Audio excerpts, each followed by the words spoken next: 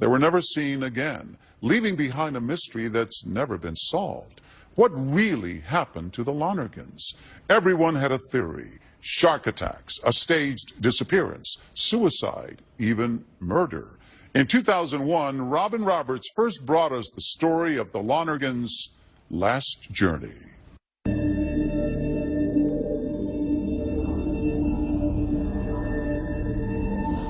Anyone that knew them knew how they loved the sea. Tom Lonergan wanted to study marine biology. His wife Eileen loved the passion they could share for exploring reef life and learning, always learning about the fish and coral.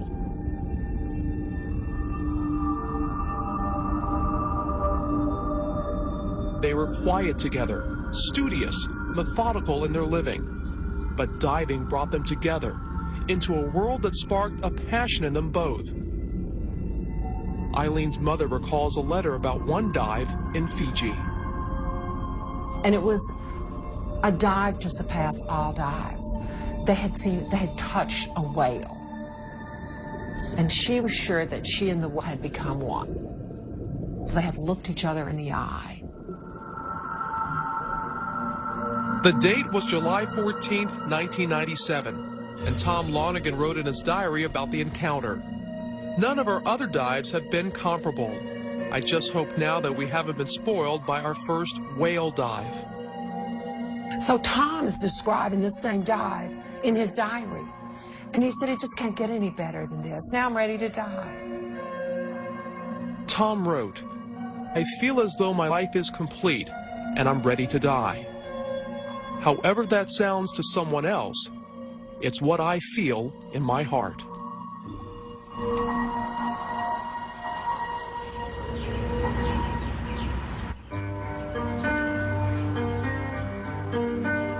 They had met on the campus of LSU in Baton Rouge, Louisiana, their hometown. Both were good students, and both joined the Air Force ROTC. She said she'd found a friend at school and, you know, somebody that she really liked. And actually, Tom's the only guy she ever dated. They were a match, and soon Eileen moved with Tom to Texas, where he completed a hitch with the Air Force as an engineer. At that time, we knew absolutely nothing about Tom. Because when Eileen said they were getting married, I said, would you mind telling me his last name? Was that unusual, or did that fit her character? It fit her character, to see. She had focused, done what she wanted, got what she wanted, moving on. They were married quietly, no family, and began a life together, a life that would soon take them overseas. Eileen had wanted to be in the Peace Corps since she was in 3rd grade. So we figured that was one of those things that she would do. And in 1995, they did, moving to Fiji. For the next 2 years, they lived on a remote group of islands with little contact with the outside world. Kind of like living in the countryside. Every 6 weeks, the boat would come with food, mail, whatever. There was not a telephone. There was no electricity. It was very, very primitive. Co-worker Eddie Stiles knew them well. Tom was very intense, and he needed to mellow out. Did you ever see them apart? Very seldom did I see them apart. She was his balance. She really did. I mean, when Tom would sort of get to the edge and Eileen would be there to kind of settle him down, and they worked together very well as a couple that way. Both Tom and Eileen spent their days working as teachers. As 1st grade through 8th grade. The kids in this class were too bad for me, so I handed all the classes over to Tom. But come on in. The students at the school were often difficult, and both Tom and Eileen often expressed their frustration with the work, but never with the islands or the sea. And there's Pacific Ocean. And they dove as often as they could. It sustained them, this love of the sea, and their devotion to each other. As much as she loved him, he was completely devoted to her. He thought of her, in reading his diaries, as like a gift from God. Eileen playing in the water. What she meant to him and how she had guided him to what he was doing, how he would never have done the things that he was doing if it hadn't been for her. After 3 years' service in Fiji, Tom and Eileen Lonergan were ready to move on. While they both were uncertain about their futures, they wanted to travel and planned to dive their way around the world. They had this trip planned to the smallest detail. They knew who they were going to dive with, where they were going to dive, what they were going to see. Their first stop, northern Queensland, Australia. This beautiful and often remote stretch of coastline, where roads are often impassable, and the dense rainforest stretches for hundreds of miles, all framed by a rugged coastline of steep cliffs and tropical beaches. Beyond the surf, some 38 nautical miles further out to sea, ocean swells break over the diving wonder of the world, the Great Barrier Reef. Rising from the depths of the Coral Sea, 1/4 mile wide, over 1,200 miles long.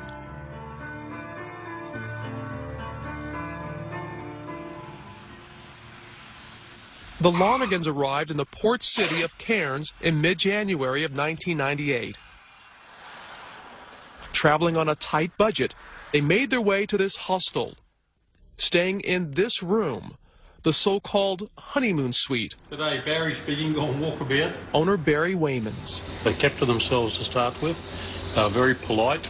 They wanted to dive, that's all they wanted to do, and the weather conditions weren't really favourable for that. January is rainy season here, where the tropical heat brings constant rain squalls and the winds can keep the normally clear waters stirred up. The Lonergans joined a group of divers on a charter boat to the reef anyway, but the waters were murky. They went out on a boat, a day trip off Cairns. Visibility wasn't the greatest. I don't believe they were overly happy with the conditions, hence not happy with the dive, but I don't think a lot of people were at that time of year. The rains and the winds continue to pound the coast of Queensland. Cyclones threatened to come ashore at any time, and the Lonergans chose to wait it out. It was obvious that they'd have to stay longer because the conditions weren't favourable, so they waited a few more days and then made that booking to dive off Port Douglas. Port Douglas, some 40 miles further north, and another resort town known for its spectacular access to the Barrier Reef. Every morning, rain or shine, the dive faithful walk down the gangways to their waiting dive boats, leaving their shoes and dockside baskets to be retrieved on their return. And then begins the hour or more run through the open sea to the reef some 38 nautical miles out.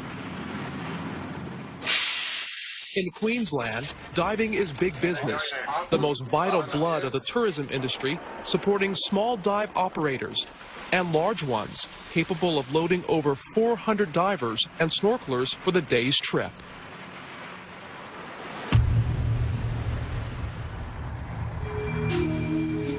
It was Sunday morning, January 25th. The Lonergans traveled north in a bus that delivered them to this marina and the charter dive company, Outer Edge. It was a beautiful day, and they joined 24 other divers on the boat. One was recording the scene. We're going out with the Outer Edge boat here. Bunch of snorkelers on board and a handful of divers. As the Outer Edge powered out to sea, it was clear that this day was special. Blue sky, no wind, and on the reef, flat calm, the rarest and most perfect of dive conditions. These are the last known pictures of the Lonergans, standing on the boat's bridge. They were heading for the best diving on one of the best reefs in the world. It would be a dive adventure from which they would never return. When we come back, the Lonergans vanish into thin air. And they said they had found some belongings on the boat, A massive search begins, but can they still be rescued? I felt that there was a real possibility that they may still be alive. Stay with us.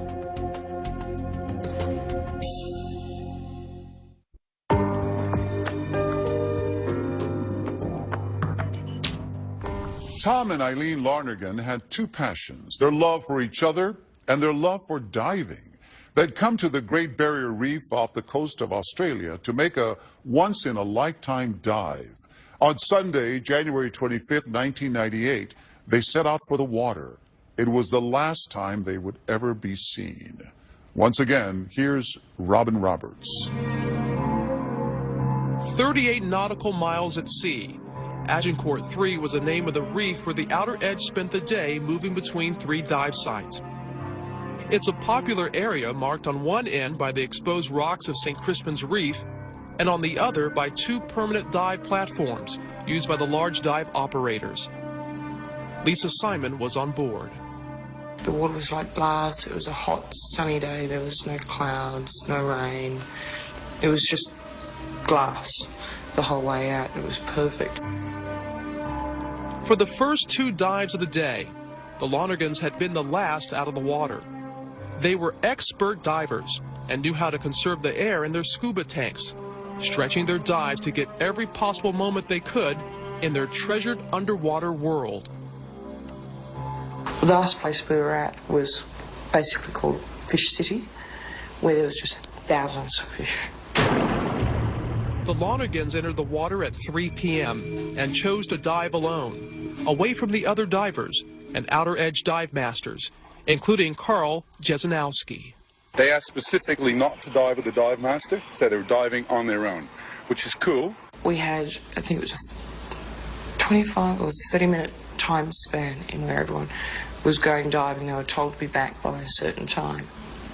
Normal procedures required all divers to be logged in, dive times and depths recorded, and finally a head count to ensure that all are on board. The Outer Edge started her engines. Then we were just sitting back and relaxing, and most of us were in awe of what we'd done that day. It was just amazing.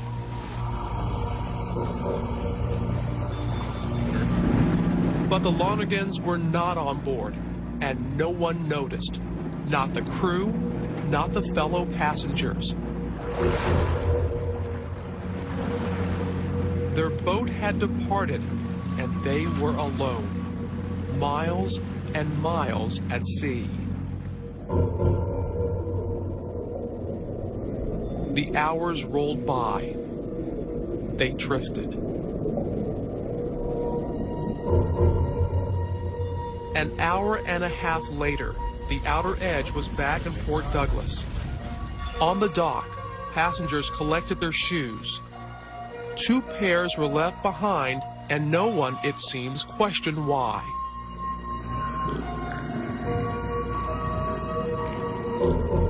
A bag of the Lonergans' belongings had been left on the boat and soon found its way to the Outer Edge office. But divers leave things a lot on boats and collect them later.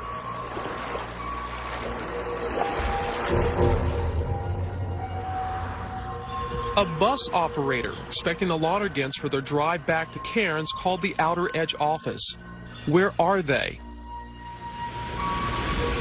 As night fell, there was no alarm. The Lonergans drifted with the tides and currents in shark-infested seas. Were they alive, expecting the boat to return, fighting with fears of the darkness and the deep? No one would notice they were gone for 2 days.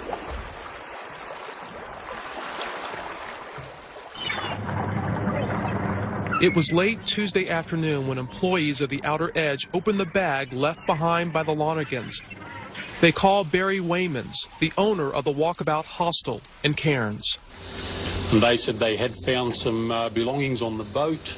I said, well, what day did they go out with you? He said, we took them out on Sunday. I said, this is Tuesday night. I'm deeming them as missing and ringing the police.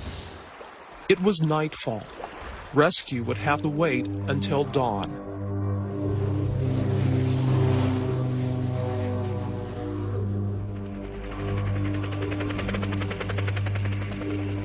Detective Sergeant Paul Priest. At first light, there were 20 aircraft mobilised to search that area.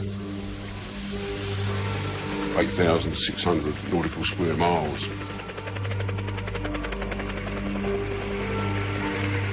I felt that there was a real possibility that they may still be alive. Got airborne just after first light that day. Searched around the fringes of the reef just in case the Lonegans had managed to get themselves up on the reef and out of the deep water. In Fort Douglas, police boarded the outer edge to begin their investigation. But essentially, it was about trying to establish why and how Thompson Eileen had been left on the reef. The Australian Navy sent a team of divers. Within hours, they loaded their gear and left the harbor.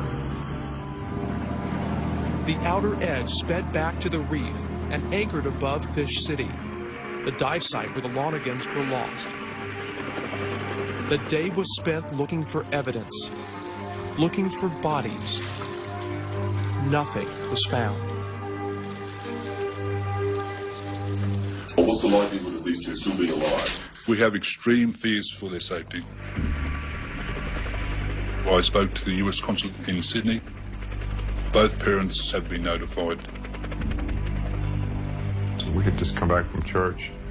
Kathy was getting some supper, and the phone rang. She answered it. It was Matthew McKeever from the consulate in Sydney who was calling. And the more he talked, the less I could breathe, and finally I just couldn't breathe at all.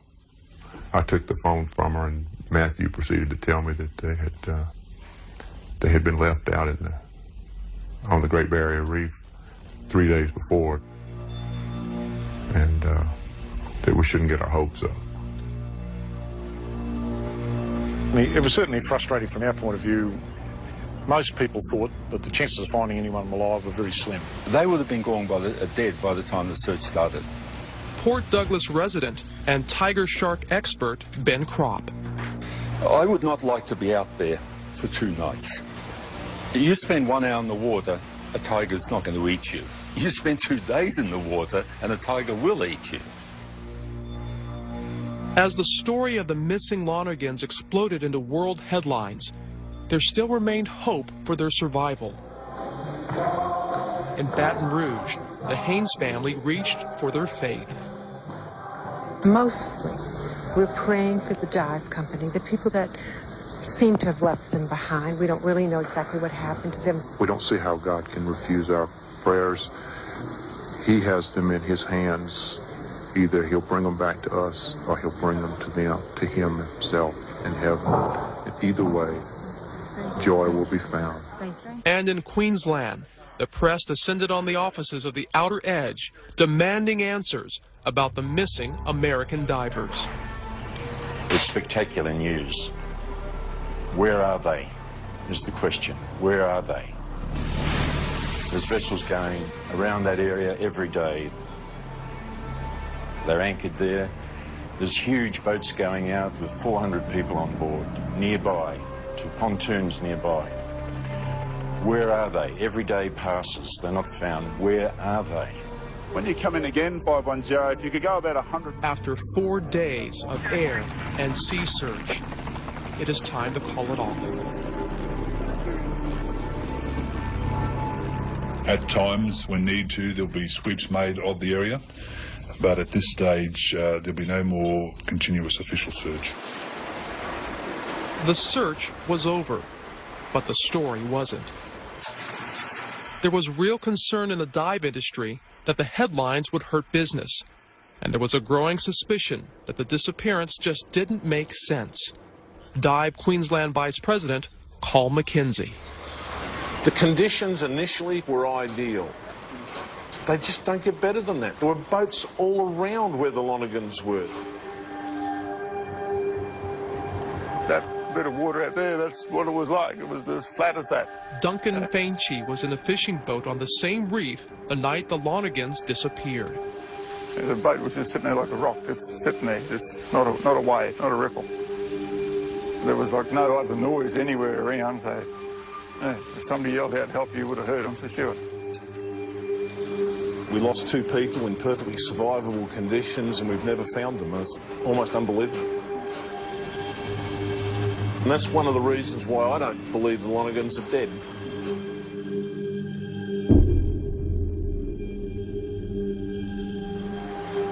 The beaches along northern Queensland's rugged coastline are remote and the population sparse. So consider how extraordinary it would be that anything washing ashore would be found. That was about to happen, and not just once.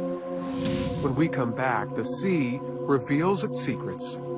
There was a flipper belonging to Eileen. There was a dive hood. But what did it all mean? There is a very good possibility that they have returned to shore. Stay with us.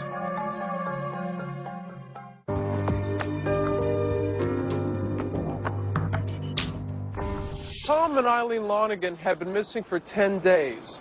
The search had been called off and the dive industry was troubled. How could 2 divers just disappear without a trace? The mystery of the missing American divers was about to take a dramatic turn. With no bodies and the search called off, the police began to push the investigation into why this had happened. Detective Paul Priest. I still remain uncertain whether a head count was actually conducted, given the various conflicting accounts, or again whether the head count was conducted, but it was flawed. Wayne Brooke remembers a head count. And they just counted heads. And so does Lisa Simons. We did a head count before we left the last dive site. Carl Jesenowski was a dive master on the boat. Everybody's talking about head count all the time, and I remember one being done, but whether they had or not, I'm not sure. Confusion and more confusion. How could 2 people be missed in such a small group? And then, just 10 days after the Lonegans disappeared, their dive gear began to wash ashore. On a remote beach, some 70 kilometers north, Aboriginal natives had made a discovery. One was the buoyancy vest, which clearly belonged to Thomas Lonergan. There was a flipper belonging to Eileen, had her name on it. There was a dive hood, also belonging to Eileen. There were 2 dive tanks. Eileen's BCD also washed up with her name on it. All in the same place. All of it in perfect shape. No signs of shark attack. No teeth marks or tears. It was all unbuckled, deliberately taken off and discarded. The last thing a trained diver adrift at sea would ever do. Obviously, we had to explore the reasons why they may have discarded these various items. And that question today, I suppose, still remains open. Evermore, the dive industry's suspicions deepened. The fact that it's been found on the shore would be a good reason to go looking for them on the shore. I haven't spoken to one single person in our industry, nor in fact one single person anywhere in Australia that believes the Lonegans are dead. Graham Connett is a dive operator and spokesman in Port Douglas. There is a very good possibility that they have returned to shore. Now, under their own means, or with the help of somebody else, they've now escaped into Australia and may have even left Australia. Forget Hollywood. This story wins the award for mystery. Every day, a new story, a new theory. New claims they're alive. They centre around one of North Queensland's biggest tourism operators. A skipper with quicksilver has told of a surplus head count the day after the Lonegans disappeared. Had they swum the 3 miles of the quicksilver pontoon, hid out overnight, and returned aboard a boat the next day? The returning boat had a head count increased by 3, and reports of English being spoken in a party of Italian tourists. We explored that. We explored that at length. That, perhaps they may have staged their disappearance. These things do happen. In fact, press reports seized on another case in New Zealand. Milton Harris had faked his death off a ferry in 1985. Harris was from Baton Rouge, the same town as the Lonegans. Incredibly, he was reported to be a member of the same church. And as the press reports about the Lonegans increased, the sightings began. There was no stopping. From the Northern Territories to the city of Melbourne in the south, there were reports filed with police.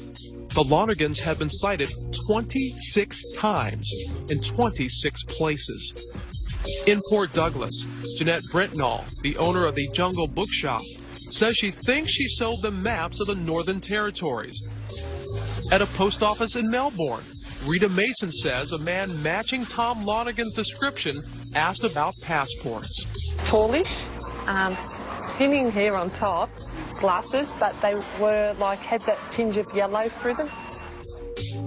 The press reported on every lead, no matter how absurd. Finding water by Consider Bob Sheen, a diviner who claimed a talent for finding missing people. While interviewing him, one news crew thought they spotted the lost couple driving by and gave chase, finally pulling them over for this encounter. I thought you looked like the missing American divers. The Lonegans. Yeah, definitely. Is that where we walk? These matters had to be investigated. We did investigate them and we discounted them as best we could. But despite police assurances, the debate over the Lonegans' disappearance raged on. We had the buoyancy vest wash up on the same beach that the scuba tanks washed up on, the same beach that the fins washed up on. And any diver, anybody with anything to do with the marine industry would know that that's just not going to happen. I believe the Lonegans deliberately got into the water with the intent of staying there a long time.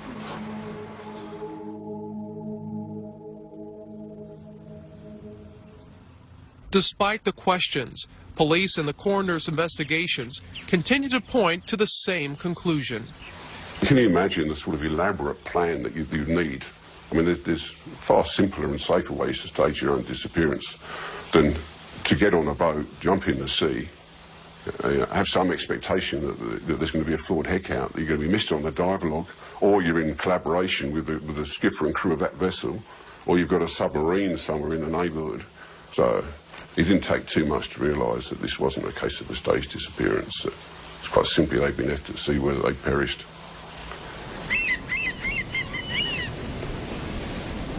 Kathy and John Haynes traveled to Australia, arriving soon after the search for their daughter and son-in-law had been called off. When did you finally come to the realization that there was no longer hope, that they were not going to be found? I think being on the water, when we went to have a service for them on St. Crispin's Reef where they were left, and looking around and realizing there was really nothing there. The Lord is King with majesty robed.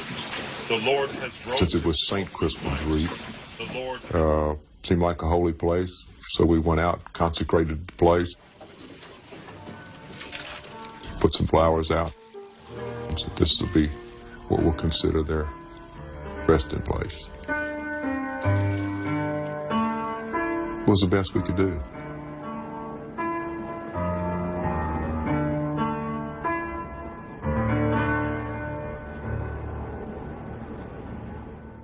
It was soon after the Haynes family had committed Eileen and Tom Souls to rest on this reef that the stories swirling around their disappearance would become even more troubling.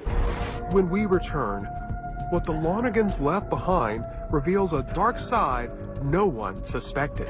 I can only conclude that Tom seized the day.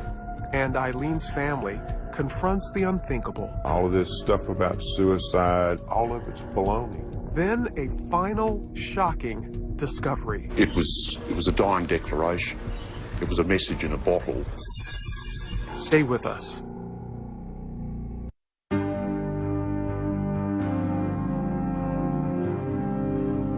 Police investigators were narrowing their focus, and the coroner was edging closer to issuing a report. It was expected that the Outer Edges captain would become the subject of a criminal prosecution. But there were still more turns in this case, none more upsetting those involved than what was to come. Police have just released a statement which says they have found in the belongings of the Lonigans evidence of, quote, trauma in their personal lives, unquote. When detectives had visited the Walkabout hostel in Cairns where the Lonigans were staying, they took with them items left in the hostel's lock safe, their passports, their traveler's checks, and their diaries. Police explained if they had staged their disappearance, why would they leave their passports and cash behind? It didn't make sense. The diaries, however, would prove harder to explain. It was a fairly bizarre twist from my point of view. They raised issues that I couldn't discount. Excerpts of the diaries were leaked to the press as the coroner's inquest continued and splashed across headlines. Tom Lonergan is quoted as writing 5 months earlier in Fiji, "I feel as though my life is complete and I'm ready to die. As far as I can tell, from here my life can only get worse. It has peaked and it's all downhill from here until my funeral." Just 2 weeks before they disappeared, Eileen writes in her diary, "Tom explained to me he is ready to die. He hopes to die a quick and fairly painless death, and he hopes it happens soon." Later she writes, addressing Tom directly, "You have a death wish. I believe this wish may very well lead you to be in the right place at the right time to get what you want. I may get caught in that too, since we remain physically together so much of the time. It's a risk I take." But I can only conclude that no accident took place there that would prevent them from surfacing. I can only conclude that something else happened, and that perhaps Tom seized the day. This is the opportunity, as Eileen wrote, that he'd been waiting for. Police were sufficiently concerned to send investigators to Fiji to interview the Lonigans' co-workers about their character, including Eddie Stiles. I was angry. I was very angry. The idea that they would even consider talking about a suicide pact, that just wasn't Tom and Eileen in any way, shape, or form. Back in Cairns, the coroner's inquest was taking testimony at the courthouse, and the press was swarming. The Hayneses, Eileen's parents, and the Weirs, Tom Lonergan's sister and brother-in-law, had all come from the States. We're here to hear the facts. It represents the Lonergan family. At the inquest, with family members listening, an attorney for the dive-boat captain read multiple diary entries into the public record, suggesting there may have been suicide, even murder at work here. The day that he read out of Eileen and Tom's diaries, I hated somebody. I mean, I hated this man. It's so strange because we were able to sit through inquiries and through the entire trial and not really be as angry toward Jack Nairn, who was the skipper of the ship, as we were toward this man who was his attorney. All of this stuff about suicide and murder, running away, insurance, said all of it's baloney. They were shocked, absolutely shocked. An attorney for the families responded. This was a very, very hurtful thing to have been said about their children. That was deliberate, malicious misquoting. It was really sad. Of the diaries. And it was sad and it hurt a great deal. I'm still struggling with that one. Both families have declined to make the diaries fully available for review. But in any context, Eileen's concern about what she termed Tom's continued death wish is clear. Her concern for herself is clear. However much weight I put to the contents of the diary, I couldn't transpose those contents onto the facts known about their disappearance. And I wouldn't imagine for a moment that being abandoned at sea, surrounded by sharks in the heat and dehydrating is in any manner or form a quick and painless death. 9 months after their disappearance, with no bodies found and no direct evidence, the coroner's inquest pronounced Tom and Eileen Lonergan dead by drowning or shark attack. Still, the debate continued. I know it's troubling, but the evidence, the hard evidence, points inevitably to the fact that they could not have survived. John Bailey was a prosecutor in the coroner's office. It was his choice to recommend criminal prosecution for the boat's captain, Jack Nairn. I felt that there was evidence that the breach of duty was so great as to amount to gross negligence, not mere negligence, and thus qualify as criminal negligence.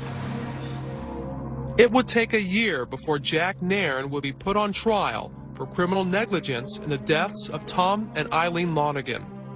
And as the debate swirled around the case, there would be a final dramatic turn.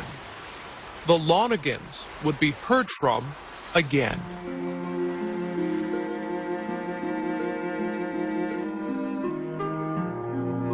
In July, some 6 months after Tom and Eileen disappeared in a remote mangrove swamp some 90 miles north, 2 fishermen had made a miraculous discovery. They had found a dive slate, and on it was written a faded message that they copied down in a notebook. To anyone that can help us, it said, we have been abandoned here on Agincourt Reef by the outer edge. Please help us, or we will die. Tom and Eileen Lonergan, January 26th, 8 a.m. The Lonegans had fought to stay alive and survived that first night at sea. I was quite convinced that that was a genuine plea for help made by Thomas and Eileen, and in fact turned out probably to be a dying declaration, pointing the finger towards the outer edge. Well, it certainly was a turning point in the investigation, and that tended, in my view, to put paid to the notion that it may have been a murder-suicide. Forensic tests confirmed the slate's authenticity. It was a dying declaration. It was a message in a bottle using diving equipment. That's what it signified to me, that these people were truly left 38 miles at sea and had written a plea for help at 8 o'clock the following morning. And had the search started earlier, we may well have not ever needed an inquiry.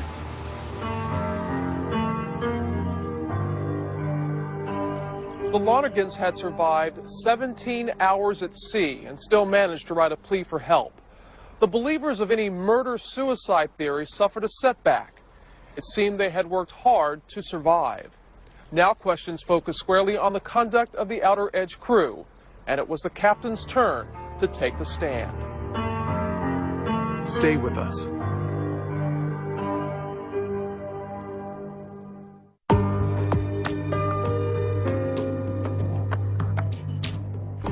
In November of 1999, more than a year after Tom and Eileen Lonergan disappeared on the Great Barrier Reef, the criminal trial of Captain Jack Nairn was about to begin.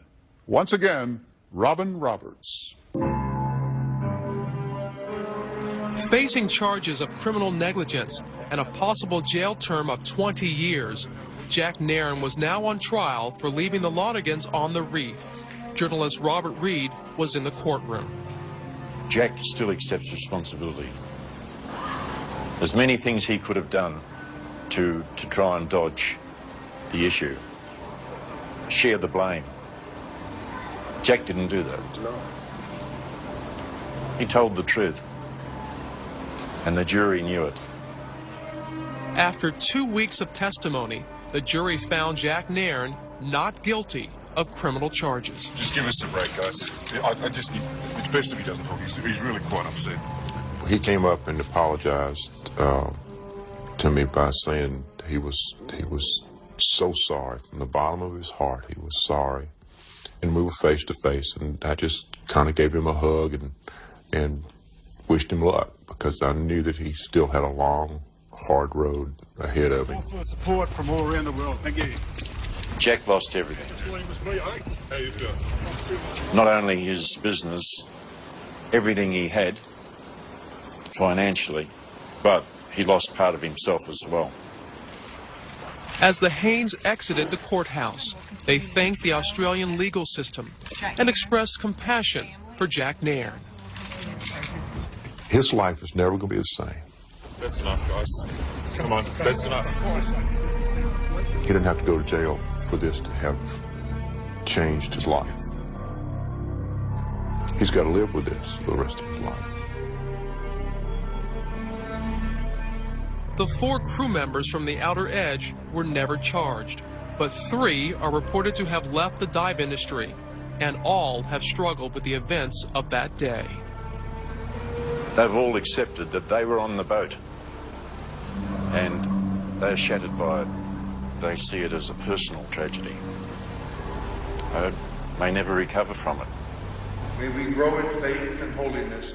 Back home in Baton Rouge, Louisiana, John and Kathy Haynes attend early Mass every morning and have found solace in their congregation. Prayer is real. It's so uplifting. Your faith has really sustained you through this, hasn't it? Oh, absolutely. There would be no